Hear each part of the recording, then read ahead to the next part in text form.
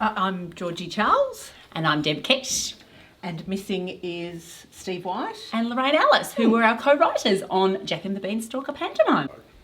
We went through a lot of ideas for different pantos. We did Cinderella, the panto, back in 2017.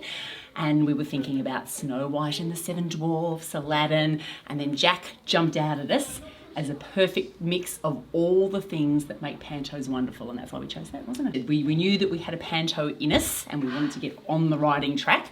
So Steve suggested in lockdown 2020 that we do a little sit down and go over some ideas. So we started working on some concepts then, and that just evolved, and we would do a weekly meeting for a while, then it was sort of once every couple of months.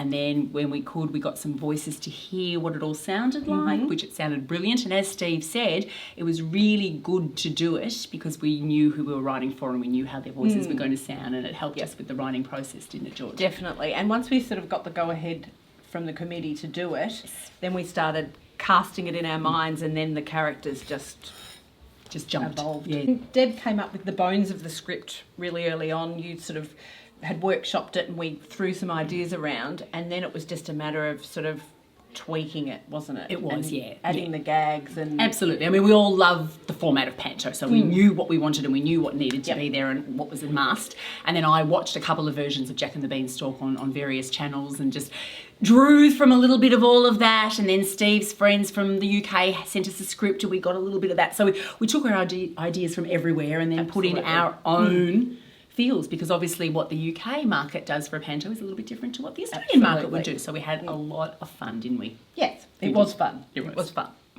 I think my favourite lines are the ones that the cast have kind of ad-libbed as well. So we had the bones of it, didn't we? But, you know, a particular favourite is the giant, who shall remain nameless. You know, one of the lines is...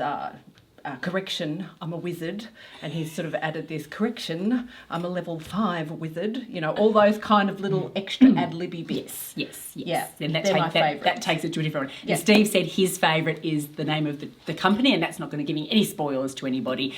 The Damon, Jack and Simon own a cheese factory called For the Love of Cheeses. And Steve said it gets him every time. We've got a ripping cast, haven't we? Absolutely. Oh, absolutely. And lots of fun. We are having so much fun at rehearsals, and that fun is just going to grow when we have an audience, and panto needs an audience. I mean, we can be our audience for each other at the moment, but when we actually bring in an audience that have never seen it, never heard the jokes, never seen the bones of it, it's going to be a lot of fun. And after 2 years of very little theatre, we wanted to do a show that was going to appeal to children, to adults of all ages, or children of all ages, let's say. And I think that was part of it, wasn't it? Just getting kids back into the theatre. Getting kids back into getting people back into the theatre and the mums and dads. A ripping great time. You will not be sorry if you come and see Jack and the Beanstalk, a panto.